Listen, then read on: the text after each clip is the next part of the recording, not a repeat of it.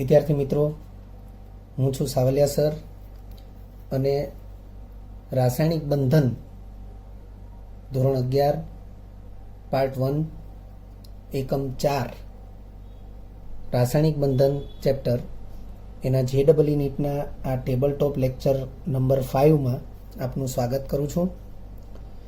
વિદ્યાર્થી મિત્રો, આ લેક્ચરમાં આપણે હાઇડ્રોજન બંધ વિશે અભ્યાસ કરવાના છીએ.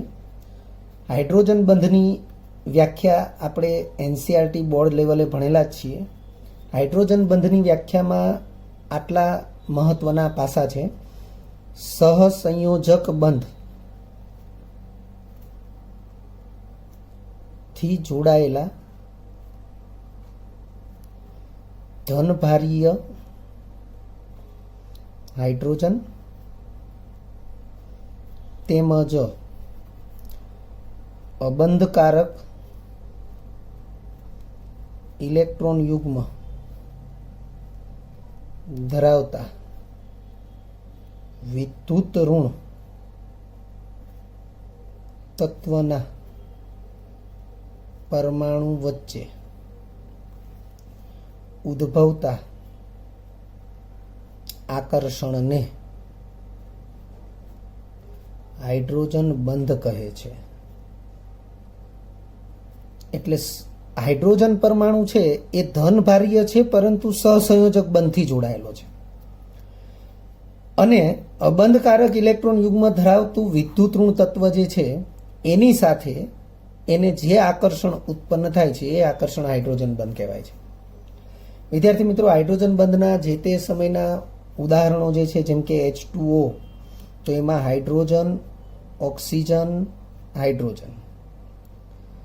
હવે અહીંયા ઓક્સિજન પરમાણુ પાસે 2 અબંધકારક ઇલેક્ટ્રોન યુગ્મ છે અને આ બંધની ધ્રુવીયતા ઓક્સિજન પરમાણુ તરફ હોવાથી હાઇડ્રોજન ઉપર આંશિક ધન વીજભાર અને ઓક્સિજન ઉપર આંશિક ઋણ વીજભાર, આ પ્રકારની સ્થિતિ અહીંયા પણ હશે, અહીંયા પણ હશે. તો પાણીનો એક અણુ H bond O bond H, એમાં બંને હાઇડ્રોજન પરમાણુ આંશિક ધનભારીય અને ઓક્સિજન પરમાણુ અબંધકારક ઇલેક્ટ્રોન યુગ્મ ધરાવે છે અને એના ઉપર આંશિક ઋણ વીજભાર હાજર હશે. આ બંનેનો જેટલો આંશિક ધન વીજભાર હશે એને સમતુલ્ય આંશિક ઋણ વીજભાર ત્યાં હાજર હશે. આંશિકનો અર્થ ડેલ્ટા છે, એટલે અહીંયા આંશિકના સંદર્ભમાં ડેલ્ટા દર્શાવેલું છે. હવે એ જ પ્રકારે અહીં બીજો પાણીનો અણુ જે છે એમાં પણ બંને હાઇડ્રોજન આંશિક ધનભારીય છે અને ઓક્સિજન પરમાણુ કે જેની પાસે અબંધકારક ઇલેક્ટ્રોન યુગ્મ છે એની ઉપર આંશિક ઋણ વીજભાર છે. તો આ વ્યાખ્યા પ્રમાણે તમે જોઈ શકો છો કે હાઇડ્રોજન એ સહસંયોજક બંધથી જોડાયેલો છે, તેમજ ધનભારીય પણ છે, તેમજ ઓક્સિજન એ અબંધકારક ઇલેક્ટ્રોન યુગ્મ ધરાવતું વિદ્યુત ઋણ તત્વ છે. તો અહીં આ પ્રકારે આકર્ષણ આપણે દર્શાવવા માટે ડોટેડ લાઇનનો યુઝ કરીએ છીએ. એ જ રીતે અહીં પણ આકર્ષણ દર્શાવવા માટે ડોટેડ લાઇનનો યુઝ કરીએ તો આ પ્રકારે હાઇડ્રોજન બંધ આપણને જોવા મળે છે. કહેવાનો અર્થ કે સહસંયોજક બંધથી જોડાયેલા ધનભારીય હાઇડ્રોજન તેમજ અબંધકારક ઇલેક્ટ્રોન યુગ્મ ધરાવતા વિદ્યુત ઋણ તત્વના પરમાણુઓ વચ્ચે ઉદ્ભવતા આકર્ષણને હાઇડ્રોજન બંધ કહે છે. તો આ ડોટેડ લાઇન એ હાઇડ્રોજન બંધનું સૂચન કરે છે. હાઇડ્રોજન બંધ બનવા માટેની શરતો આપણે અહીંયા અભ્યાસમાં લઈ રહ્યા છીએ. વ્યાખ્યાને લેવાની જરૂર નથી. વ્યાખ્યા એ તમે NCERT બોર્ડ લેવલે ભણેલા જ છો. સો ધેટ કે હાઇડ્રોજન બંધ બનવા માટેની શરતો, એમાં સૌથી પહેલી શરત, હાઇડ્રોજન પરમાણુ ઉચ્ચ વિદ્યુત ઋણ તત્વ ફ્લોરિન, ઓક્સિજન, નાઇટ્રોજન સાથે સહસંયોજક બંધથી જોડાયેલ હોવો જોઈએ. જેમ કે પાણીના અણુમાં હાઇડ્રોજન ઓક્સિજન સાથે જોડાયેલો છે. H બોન્ડ F એટલે કે હાઇડ્રોજન ફ્લોરાઇડ, એમાં હાઇડ્રોજન ફ્લોરિન સાથે જોડાયેલો છે. ક્લોરિન સાથે જોડાયેલો હોય તો પણ હાઇડ્રોજન બંધની શક્યતા છે જ. એટલે ફ્લોરિન, ઓક્સિજન, નાઇટ્રોજન, ક્લોરિન આવા બધા જે તત્વો છે કે જેની વિદ્યુત ઋણતા એ હાઇડ્રોજનની સાપેક્ષે ઘણી ઊંચી છે, એની સાથે એ સહસંયોજક બંધથી જોડાયેલો હોવો જોઈએ. બીજા નંબરે વિદ્યુત ઋણ તત્વના પરમાણુનું કદ નાનું હોવું જોઈએ પરમાણુના કદનો ઉતરતો ક્રમ, તો નાઇટ્રોજનના પરમાણુનું કદ એ સાપેક્ષમાં મોટું છે, ઓક્સિજનના પરમાણુનું કદ સાપેક્ષમાં નાનું છે, ફ્લોરિનના પરમાણુનું કદ સાપેક્ષમાં એનાથી પણ નાનું છે. કારણ કે એક જ આવર્તમાં ડાબીથી જમણી તરફ જઈએ તેમ પરમાણુ ક્રમાંક વધવાની સાથે પરમાણુ કદ ઘટે છે. એ આવર્તી વલણને અનુરૂપ અહીં તમને પરમાણુ કદનો ઉતરતો ક્રમ આપેલો છે. જ્યારે વિદ્યુત ઋણતાનો ઉતરતો ક્રમ, તો એ ફ્લોરિનની વિદ્યુત ઋણતા સૌથી વધારે છે, ઓક્સિજનની એનાથી ઓછી છે, નાઇટ્રોજનની એનાથી પણ ઓછી છે. ત્રીજા નંબરે હાઇડ્રોજન બંધની પ્રબળતા ચલે છે તત્વની વિદ્યુત ઋણતા. કારણ કે અહીં વિદ્યુત ઋણ તત્વ સાથે હાઇડ્રોજન જોડાયેલો હોવો જોઈએ. એ વિદ્યુત ઋણ તત્વની વિદ્યુત ઋણતા જેટલી વધુ એટલી હાઇડ્રોજન બંધની પ્રબળતા વધુ. તો આનો અર્થ એવો થશે કે ફ્લોરિનની સાપેક્ષે ઓક્સિજનની વિદ્યુત ઋણતા ઓછી છે, ઓક્સિજનની સાપેક્ષે નાઇટ્રોજનની વિદ્યુત ઋણતા ઓછી છે. તો એ અનુસંધાનમાં HF હાઇડ્રોજન ફ્લોરાઇડ, એમાં હાઇડ્રોજન બંધની પ્રબળતા સૌથી વધારે હશે. H2O ઓક્સિજન સાથે હાઇડ્રોજન જોડાયેલો છે એવું સંયોજન H2O, તો એમાં હાઇડ્રોજન બંધની પ્રબળતા સાપેક્ષમાં એનાથી ઓછી હશે. અને NH3 નાઇટ્રોજન સાથે હાઇડ્રોજન જોડાયેલું હોય એવું સંયોજન એમોનિયા, એમાં હાઇડ્રોજન બંધની પ્રબળતા સાપેક્ષમાં એનાથી પણ ઓછી છે. સો ધેટ આપણે એવું કહી શકીએ કે હાઇડ્રોજન બંધની પ્રબળતા એ તત્વની વિદ્યુત ઋણતાના સમપ્રમાણમાં છે. તો ફ્લોરિનની વિદ્યુત ઋણતા સૌથી વધારે છે એટલે HFમાં હાઇડ્રોજન બંધની પ્રબળતા સૌથી વધારે હશે. ઓક્સિજનની વિદ્યુત ઋણતા સાપેક્ષમાં ફ્લોરિન કરતાં ઓછી પરંતુ નાઇટ્રોજન કરતાં વધારે છે. તેથી H2Oમાં હાઇડ્રોજન બંધની પ્રબળતા એ HF કરતાં ઓછી પરંતુ NH3 કરતાં વધારે છે અને સાપેક્ષમાં NH3માં હાઇડ્રોજન બંધની પ્રબળતા એ સૌથી ઓછી છે. એ ઉપરાંત હાઇડ્રોજન બંધની પ્રબળતા ચલે છે 1 વિદ્યુત ઋણ તત્વનું કદ. તો વિદ્યાર્થી મિત્રો, તમે જોઈ શકો છો કે નાઇટ્રોજનનું કદ એ સાપેક્ષમાં સૌથી વધારે છે. તો કદ મોટું એમ હાઇડ્રોજન બંધની પ્રબળતા ઓછી, અને કદ નાનું તેમ હાઇડ્રોજન બંધની પ્રબળતા વધુ. સો ધેટ કે અહીં NH3ને લઈએ તો NH3માં વિદ્યુત ઋણ તત્વ, NH3ને લેવામાં આવે તો NH3માં વિદ્યુત ઋણ તત્વ એ નાઇટ્રોજન છે. નાઇટ્રોજનનું કદ સાપેક્ષમાં મોટું કહેવાય અને તેથી NH3માં હાઇડ્રોજન બંધની પ્રબળતા પણ સાપેક્ષમાં ઓછી થશે. એ જ રીતે જો HF લેવામાં આવે, HF, તો HFમાં ફ્લોરિન વિદ્યુત ઋણ તત્વ છે. ફ્લોરિનનું કદ એ સાપેક્ષમાં સૌથી નાનું છે. તો કદ નાનું તેમ હાઇડ્રોજન બંધની પ્રબળતા સૌથી વધુ, એટલે HFમાં હાઇડ્રોજન બંધની પ્રબળતા સૌથી વધુ થશે. ચોથા નંબરે HCNમાં હાઇડ્રોજન બંધ બનવાનું કારણ કાર્બન પરમાણુનું sp સંકરણ છે. વિદ્યાર્થી મિત્રો, HCN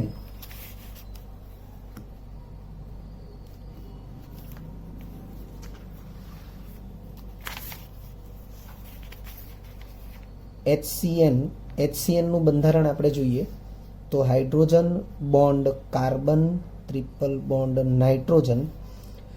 હવે કાર્બન પરમાણુ અહીં sp સંકરણ ધરાવે છે. તો આપણે એવું યાદ રાખીશું કે કાર્બન પરમાણુનું sp3, sp2 અને sp આવા 3 સંકરણ છે. પરંતુ sp3, sp2 અને sp કાર્બન પરમાણુની વિદ્યુત ઋણતા આ ક્રમમાં વધે છે. sp3 સંકરણ ધરાવતા કાર્બનની વિદ્યુત ઋણતા કરતાં sp2 સંકરણ ધરાવતા કાર્બનની વિદ્યુત ઋણતા વધુ હોય છે અને એની સાપેક્ષે sp સંકરણ ધરાવતા કાર્બનની વિદ્યુત ઋણતા એનાથી પણ વધુ હોય છે. તો તમે અહીં જોઈ શકો છો કે હાઇડ્રોજન અને કાર્બન, એમાં કાર્બન પરમાણુનું સંકરણ sp છે એટલે sp સંકરણ ધરાવતા કાર્બનની વિદ્યુત ઋણતા સાપેક્ષમાં વધુ હોવાથી આ બંધ ધ્રુવીય બને છે અને બંધ ધ્રુવીય બનવાને કારણે હાઇડ્રોજન ઉપર આંશિક ધન વીજભાર અને કાર્બન ઉપર આંશિક ઋણ વીજભાર ઉત્પન્ન થશે. ઉપરાંત નાઇટ્રોજન પાસે એક અબંધકારક ઇલેક્ટ્રોન યુગ્મ હોય જ છે અને તે સ્થિતિમાં H બોન્ડ Cn, એમાં નાઇટ્રોજન પાસે અબંધકારક ઇલેક્ટ્રોન યુગ્મ, ફરીથી H બોન્ડ Cn. તો આ હાઇડ્રોજન આંશિક ધન વીજભારિત છે, સહસંયોજક બંધથી જોડાયેલો છે અને અબંધકારક ઇલેક્ટ્રોન યુગ્મ ધરાવતા નાઇટ્રોજન પરમાણુ સાથે આ રીતે આકર્ષણ ધરાવશે. એટલે કે HCN અણુઓ વચ્ચે આ પ્રમાણે હાઇડ્રોજન બંધ બની શકે છે અને એ હાઇડ્રોજન બંધ બનવા માટે કારણરૂપ પરિબળ છે કાર્બન પરમાણુનું sp સંકરણ.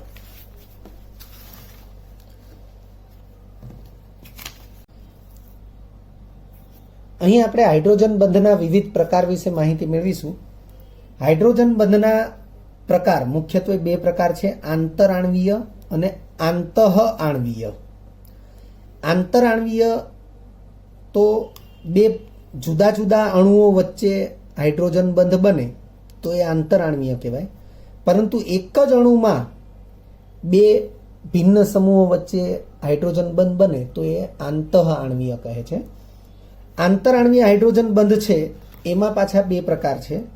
સમ આંતરાણવીય એટલે કે બે અણુ ભિન્ન હોય પરંતુ બંને અણુ એક જ સંયોજનના હોય તો એ સમ આંતરાણવીય કહેવાય. વિષમ આંતરાણવીય તો બંને અણુ ભિન્ન હોવા ઉપરાંત બંને ભિન્ન સંયોજનોના અણુઓ હોય તો એ વિષમ આંતરાણવીય કહેવાય. હાઇડ્રોજન બંધથી બનતી રચના ચક્રીય હોવાથી તેને કિલેટ કહેવાય. વિદ્યાર્થી મિત્રો, આપણે એનસીઆરટી બોર્ડ લેવલે તો એના ઉદાહરણ ભણેલા જ છીએ, પણ તેમ છતાં આપણે બધા માટે એક એક ઉદાહરણની ચર્ચા કરીએ. જેમ કે સમ આંતરાણવીય, દાખલા તરીકે આલ્કોહોલ, તો R bond O bond H alcohol.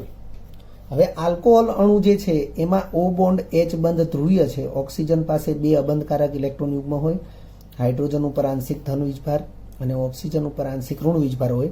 હવે જો બીજો આલ્કોહોલ અણુ વિચારીએ તો બીજો આલ્કોહોલ અણુ પણ આ રીતે જ થશે.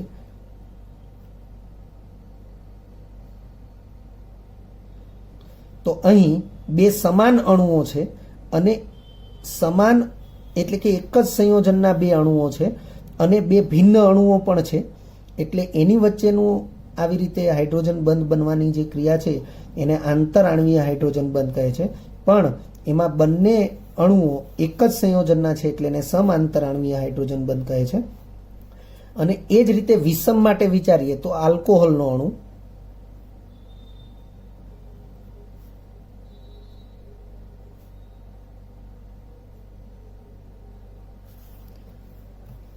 આલ્કોહોલનો અણુ અને પાણીના અણુને વિચારીએ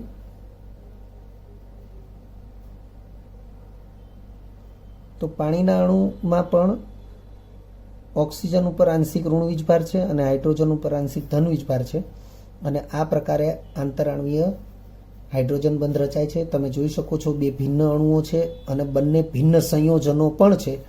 અહીં બંને ભિન્ન અણુઓ છે અને બંને સમાન સંયોજન છે, તો આને સમ આંતરાણવીય હાઇડ્રોજન બંધ કહેવાશે અને આને વિષમ આંતરાણવીય હાઇડ્રોજન બંધ કહેવાશે. અહીંયા આપણે વિચારીએ કે આંતઃઆણવીય હાઇડ્રોજન બંધ, તો વિદ્યાર્થી મિત્રો આપણે ઉદાહરણ લઈએ. દાખલા તરીકે CH2 bond CH2 bond O bond H bond O bond H. આ છે ઇથિલિન ગ્લાયકોલ અથવા ઇથેન 1,2 ડાયોલ. તો અહીં તમે જોઈ શકો છો કે ઓક્સિજન પાસે બે અબંધકારક ઇલેક્ટ્રોન યુગ્મ હોય, હાઇડ્રોજન ઉપર આંશિક ધન વીજભાર અને ઓક્સિજન ઉપર આંશિક ઋણ વીજભાર. સેમ અહીંયા પણ હાઇડ્રોજન ઉપર આંશિક ધન વીજભાર અને ઓક્સિજન ઉપર આંશિક ઋણ વીજભાર. તો તમે જોઈ શકો છો કે આખો એક જ અણુ છે અને એક જ અણુમાં બે ભિન્ન સમૂહો, એની વચ્ચે આ પ્રકારે હાઇડ્રોજન બંધ રચાય તો આપણે એને આંતઃઆણવીય હાઇડ્રોજન બંધ કહીશું. વિદ્યાર્થી મિત્રો, તમે ધ્યાનથી જુઓ, જે પ્રકારે અહીંયા લખ્યું છે કે આંતઃઆણવીય હાઇડ્રોજન બંધથી બનતી રચના ચક્રીય હોવાથી તેને કિલેટ પણ કહેવાય. તો તમે જોઈ શકો છો કે આ પ્રમાણે એક ચક્રીય રચના બને છે. અહીંયા આકર્ષણને કારણે જે હાઇડ્રોજન બંધ બન્યો એટલે આ એક આખી ચક્રીય રચના અસ્તિત્વમાં આવે છે અને તેના કારણે આ રચનાને કિલેટ પણ કહે છે. વિદ્યાર્થી મિત્રો, કિલેટ રચના જે છે એ કિલેટ રચના વિશેનો અભ્યાસ એ 12 સાયન્સ પાર્ટ 1 અને ચેપ્ટર નંબર 9 સંકીર્ણ સંયોજનો, એની અંદર પણ એનો વિશે ઉલ્લેખ છે. સો ધેટ કે આ સમ આંતરાણવીય હાઇડ્રોજન બંધ છે, આ વિષમ આંતરાણવીય હાઇડ્રોજન બંધ છે. વિદ્યાર્થી મિત્રો, અહીંયા એક બીજી સ્પષ્ટતા પણ કરીએ. આ આલ્કોહોલનો અણુ છે, આ પાણીનો અણુ છે. બે ભિન્ન સંયોજનોના અણુઓ વચ્ચે હાઇડ્રોજન બંધ છે અને આવી રીતે હાઇડ્રોજન બંધ બનતો હોવાને કારણે જ આલ્કોહોલ એ પાણીમાં દ્રાવ્ય થાય છે. અને આ જે છે એક જ અણુના બે ભિન્ન સમૂહો અને એની વચ્ચે આવી રીતે હાઇડ્રોજન બંધ બને છે અને તેથી પણ એ આંતઃ આણ્વીય હાઇડ્રોજન બંધ તરીકે ઓળખાય છે. વિદ્યાર્થી મિત્રો, એક બીજું ઉદાહરણ પણ આપણે લઈ શકીએ છીએ. આ બેન્ઝીન વલય છે અને અહીંયા ઓક્સિજન હાઇડ્રોજન એટલે આ ફિનોલ કહેવાશે. હાઇડ્રોજન ઉપર આંશિક ધન વીજભાર, ઓક્સિજન ઉપર આંશિક ઋણ વીજભાર હોય. હવે જો ઓર્થો સ્થાનમાં હું ક્લોરીન પરમાણુને વિચારું, આને ઓર્થોક્લોરોફિનોલ કહેવાય. ક્લોરીન પરમાણુ પાસે ઓલરેડી 3 અબંધકારક ઇલેક્ટ્રોન યુગ્મ હોય છે. ક્લોરીન પરમાણુ એ વિદ્યુત ઋણ પરમાણુ છે અને અબંધકારક ઇલેક્ટ્રોન યુગ્મ ધરાવે છે. તો અહીં પણ આકર્ષણ એટલે કે હાઇડ્રોજન બંધ બને છે અને આખો એક જ અણુ છે અને એક જ અણુમાં આવી રીતે એક સમૂહ અને આ બીજો સમૂહ એની વચ્ચે આવો બંધ એટલે કે હાઇડ્રોજન બંધ બને છે, એટલે એને આપણે આંતઃ આણ્વીય હાઇડ્રોજન બંધ કહીશું. ઉપરાંત અહીંયા પણ તમે જોઈ શકો છો કે એક ચક્રીય બંધારણ જેવું બની રહ્યું છે, સો ધેટ આપણે એને કિલેટ પણ કહીશું.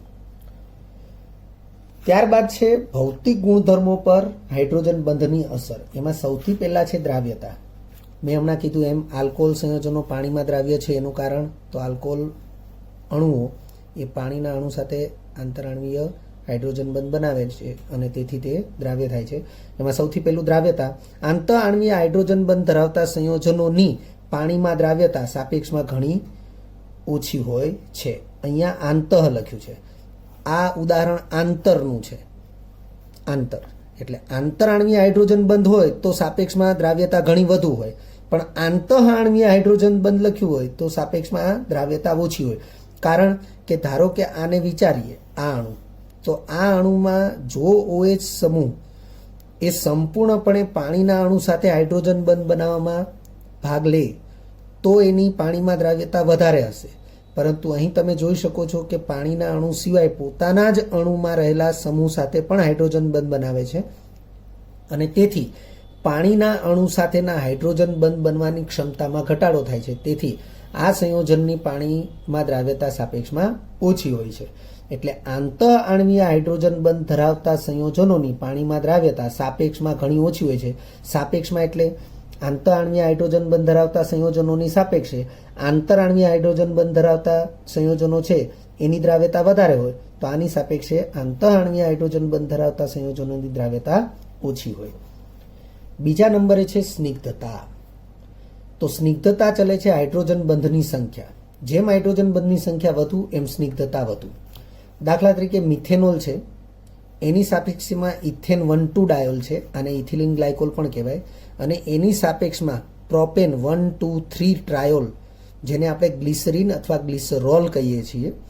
વિદ્યાર્થી મિત્રો, નામ યાદ રાખી લેવા જરૂરી છે. મેં અહીં નામ લખેલા નથી.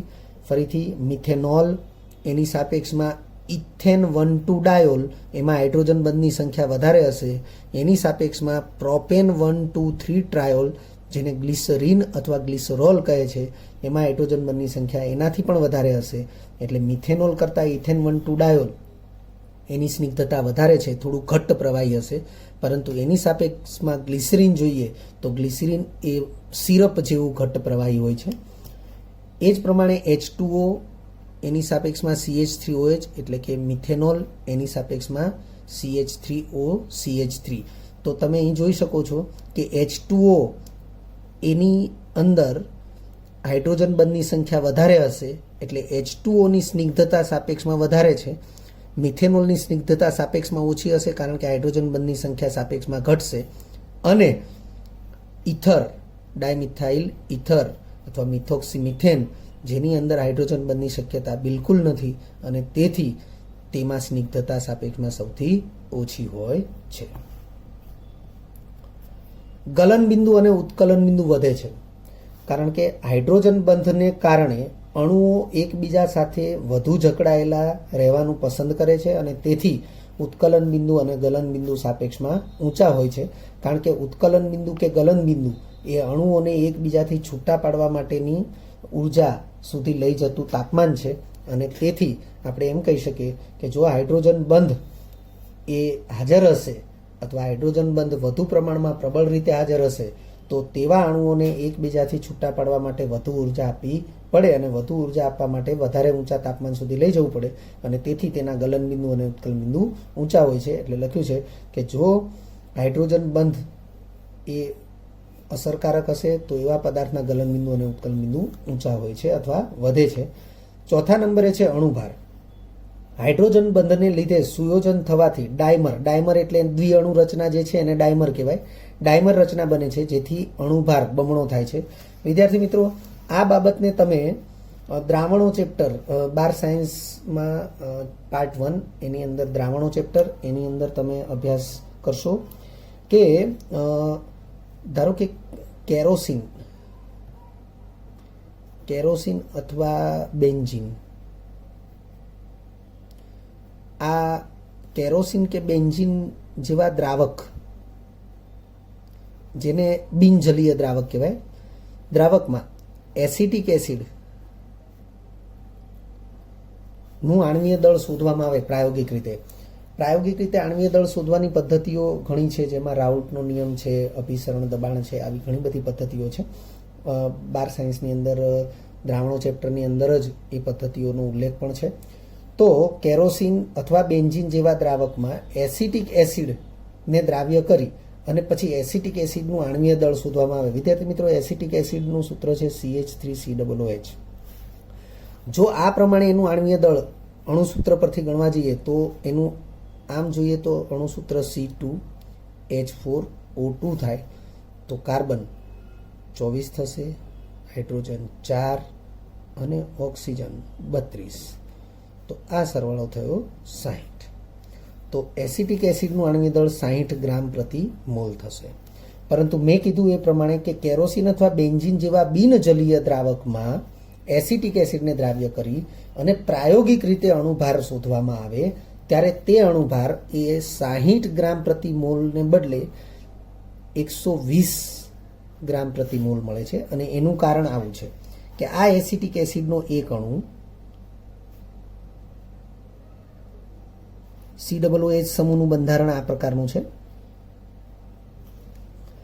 એ એસિટિક એસિડના બીજા અણુ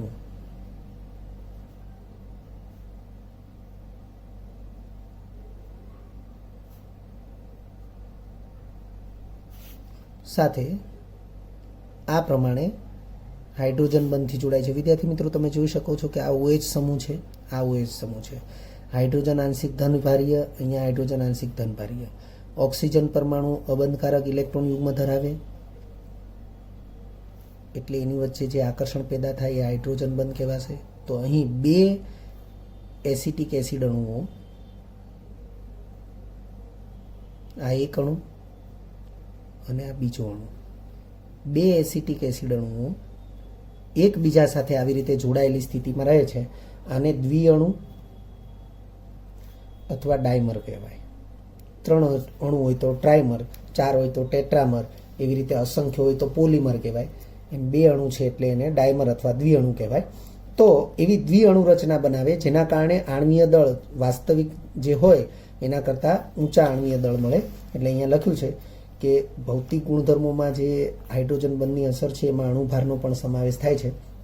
તો લખ્યું છે હાઇડ્રોજન બંધને લીધે સુયોજન થવાથી ડાયમર રચના બને છે જેથી અણુભાર બમણો થાય છે. તો અણુભાર બમણો થાય એનું ઉદાહરણ આપણે ચર્ચામાં લીધું કે અહીં એસિટિક એસિડનું આણ્વીય દળ એ 60 મળવું જોઈએ, પણ પ્રાયોગિક રીતે એને જો બિનજલીય દ્રાવકમાં ઓગાળીને એનું પ્રાયોગિક આણ્વીય દળ શોધવામાં આવે તો અણુભાર એનો 60ને બદલે 120 મળે છે. 5મા નંબરે છે ભૌતિક અવસ્થા. H2O પ્રવાહી છે જ્યારે H2S વાયુ સ્વરૂપે છે. ઉદાહરણ આપ્યું છે કારણ કે H2O અને H2S, આ જે ઉદાહરણ છે H2O અને H2S, તો ઓક્સિજન અને સલ્ફર બંને એક જ સમૂહના સમૂહ 16ના તત્વો છે. પરંતુ hydrogen bond oxygen bond hydrogen અને hydrogen bond sulphur bond hydrogen, હવે ઓક્સિજનની સાપેક્ષે સલ્ફરની વિદ્યુતઋણતા ઘણી ઓછી છે, એટલે વિદ્યુતઋણતા ઓછી છે એટલે H2S અણુમાં હાઇડ્રોજન બંધની પ્રબળતા ખૂબ જ ઓછી હશે અને સાપેક્ષમાં પાણીના અણુની અંદર હાઇડ્રોજન બંધની પ્રબળતા ખૂબ જ વધારે હશે.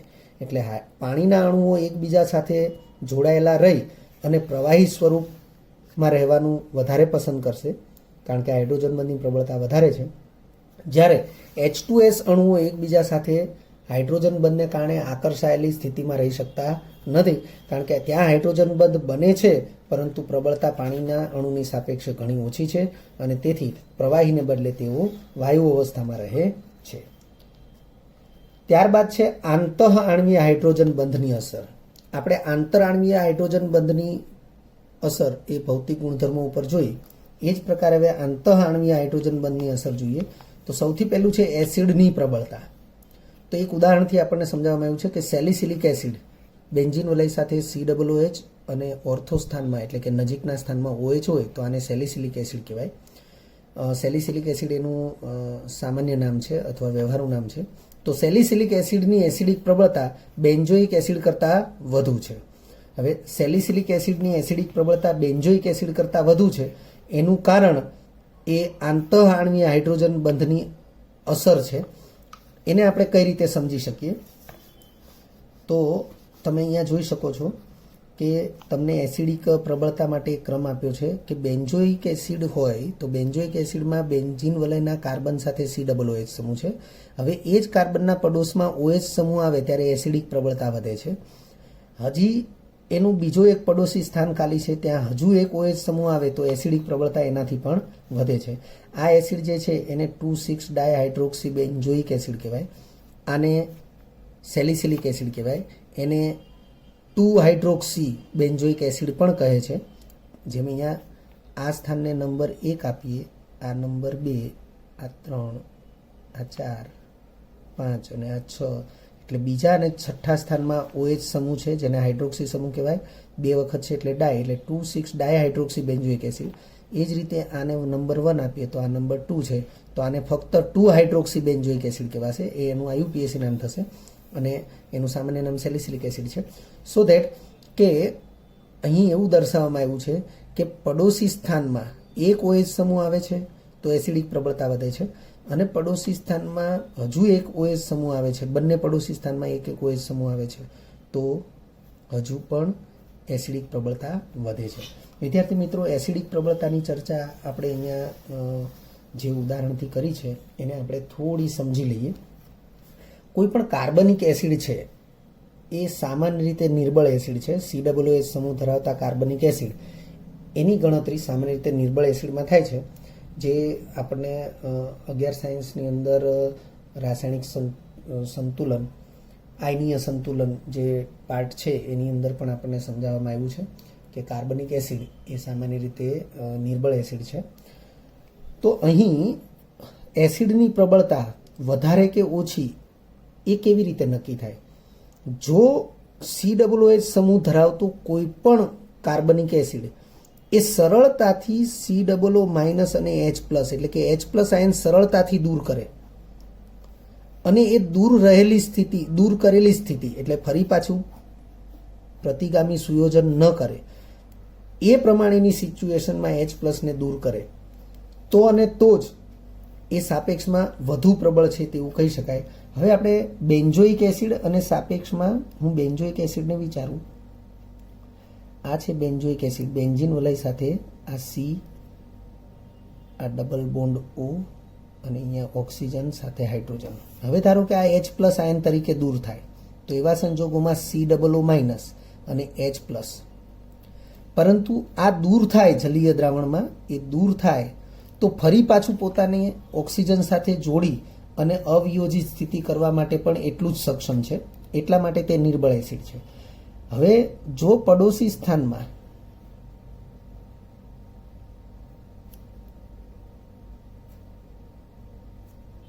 આ C, આ ડબલ બોન્ડ O, આ ઓક્સિજન, જો હાઇડ્રોજન H+ તરીકે દૂર થાય તો વિદ્યાર્થી મિત્રો આ બંધનું ઇલેક્ટ્રોન યુગ્મ એ ઓક્સિજન પાસે રહે છે અને એ સંજોગોમાં ઓક્સિજન -1 બને છે અને હવે આ પડોશી સ્થાનમાં ઓક્સિજન અને સાથે હાઇડ્રોજન, આપણે સેલિસિલિક એસિડનું જે ઉદાહરણ લીધું એમાં આપણે આને સમજીએ તો COOH હવે આ H+ તરીકે દૂર થાય અને આ પડોશી સ્થાનમાં જે OH છે એ હાઇડ્રોજન એ આની સાથે અબંધકારક ઇલેક્ટ્રોન યુગ્મ 3-3 થયા.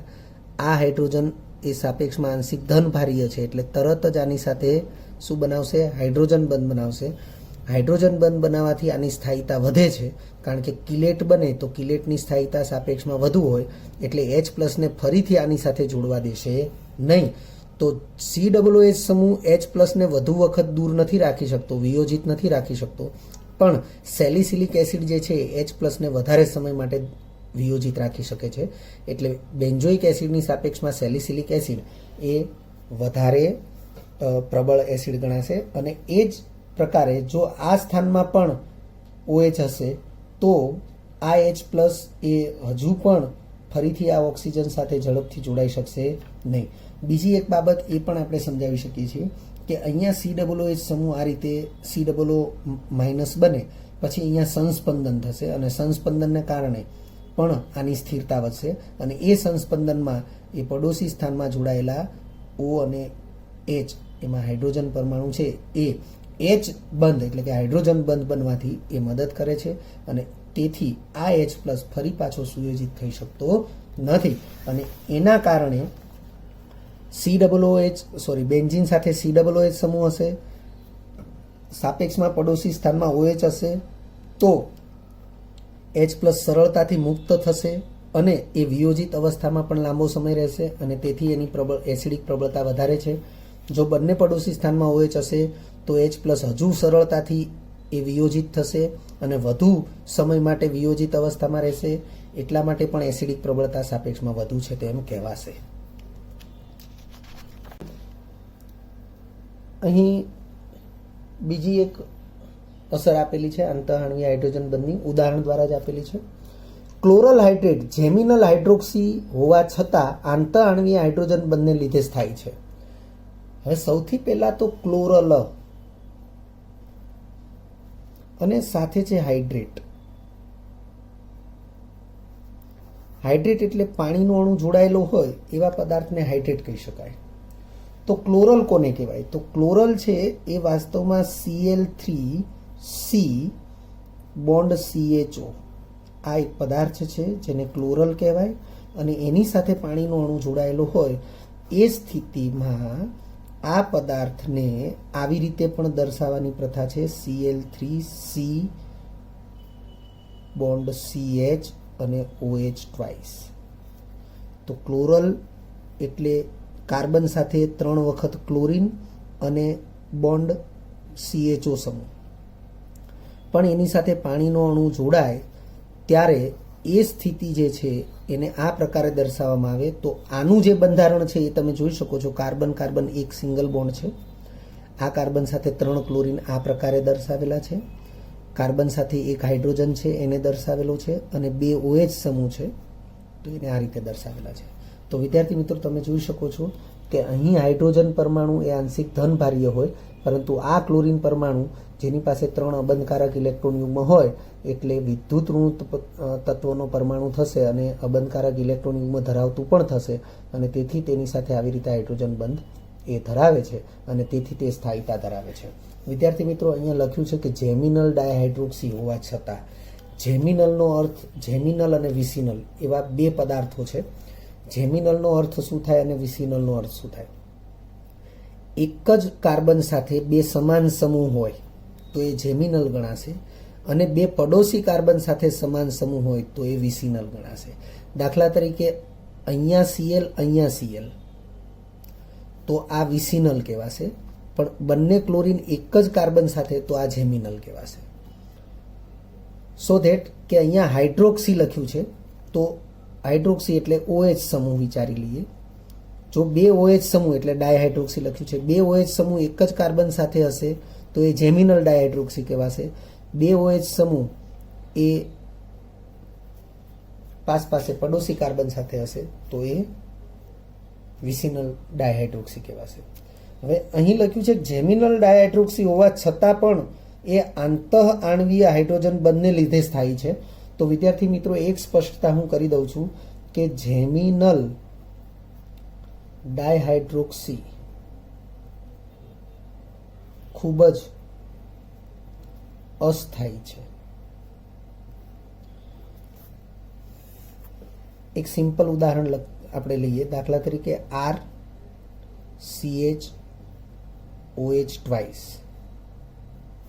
કે એક જ કાર્બન સાથે 2 OH સમૂહ છે, તો તરત ને તરત આમાંથી પાણીનો અણુ દૂર થઈ જશે અને RCHO બની જશે. એટલે કહેવાનો અર્થ કંઈક આવો છે, ધ્યાનથી સમજી લેજો. RC આ કાર્બન, એની સાથે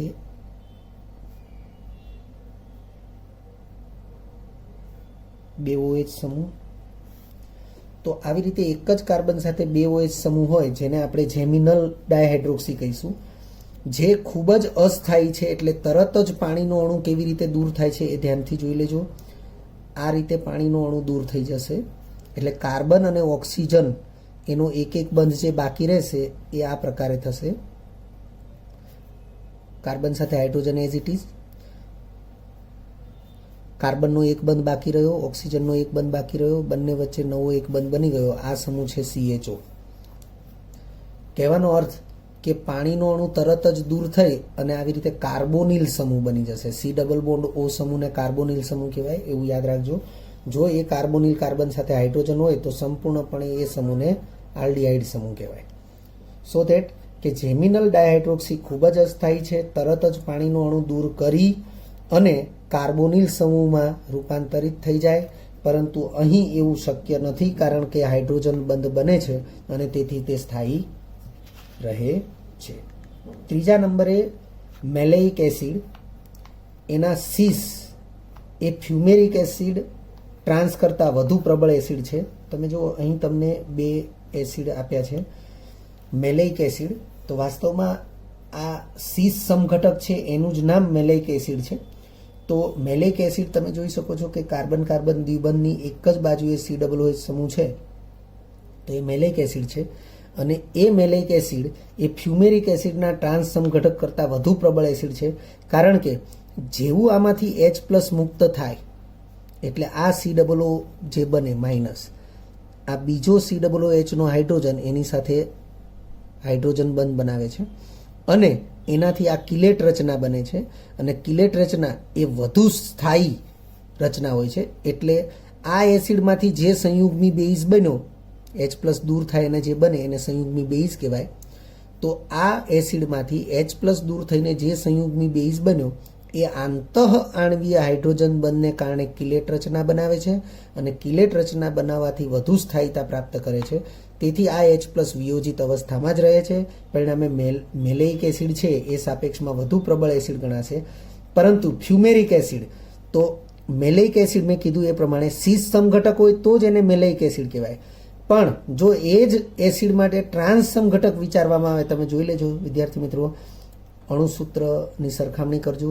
COOH ડાબી બાજુ ને જમણી બાજુ, એટલે એ ટ્રાન્સ સમઘટક થયો, એને ફ્યુમેરિક એસિડ કહેવાય. અહીં કોઈ પણ પ્રકારે આંતઃઆણવીય હાઇડ્રોજન બંધ બનતો નથી. H+ વિયોજિત થઈ અને ફરી પાછો સુયોજિત થશે. એટલે સાપેક્ષમાં મેલેઇક એસિડ કરતાં ફ્યુમેરિક એસિડ એની એસિડિક પ્રબળતા ઓછી હોય છે. એટલે લખ્યું છે કે આંતઃઆણવીય હાઇડ્રોજન બંધ બનાવતો નથી અને ફ્યુમેરિક આંતઃઆણવીય હાઇડ્રોજન બંધ બનાવતો ન હોવાને કારણે તેમાં આવી કોઈ ચક્રીય એટલે કે કિલેટ રચના શક્ય બનતી નથી અને તેથી તેનો H+ આયન એ વધુ સમય માટે વિયોજિત અવસ્થામાં રહી શકતો નથી, તરત જ સુયોજિત થઈ જાય છે. એટલે સાપેક્ષમાં આ નિર્બળ એસિડ છે અને મેલેઇક એસિડ એ પ્રબળ એસિડ છે. વિદ્યાર્થી મિત્રો, જો તમને આ વિડીયો લેક્ચર ગમ્યો હોય તો લાઇક આપજો, શેર કરજો અને સબસ્ક્રાઈબ પણ કરજો. અગાઉના લેક્ચરનું રિવિઝન અને પાઠ્યપુસ્તકનું વાંચન કરતા રહેજો. આ લેક્ચર અંગે કોઈ પણ ડિફિકલ્ટી હોય તો મને વોટ્સઅપ કરી શકાય. આભાર. ફરી મળીશું નવા વિડીયો લેક્ચરમાં.